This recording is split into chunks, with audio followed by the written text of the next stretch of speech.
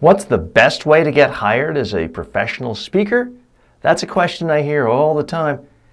Here's the answer, and that is accomplish something of genuine interest to the rest of the world that has nothing to do with public speaking. People want to hear from someone who has genuine, interesting insights and they've actually accomplished something. So when Sully Sullenberger landed the plane in the Hudson River, that was something not many other people had done. It instantly catapulted him to the top tier of professional speakers. People wanted to hear his story.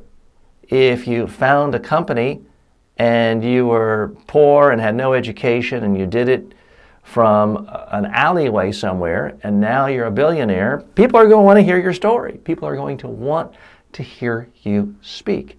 If you've invented something that saves lives, a new technology, a new tool, then you will get speaking gigs. So I don't mean to sound like it's a waste of time to try to seek out speaking gigs if people are not knocking at your door or the phone isn't ringing off the hook.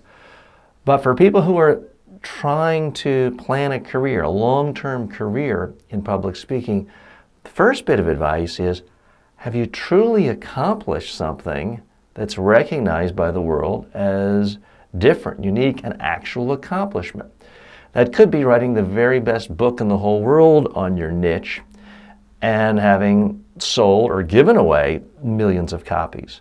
But that should be the focus. Accomplish something that's truly helpful and useful and interesting to people. Then the speaking invitations will come to you. I'm TJ Walker. I teach people how to speak more effectively to live audiences and the media. If you'd like more information or some of my free books, go to mediatrainingworldwide.com.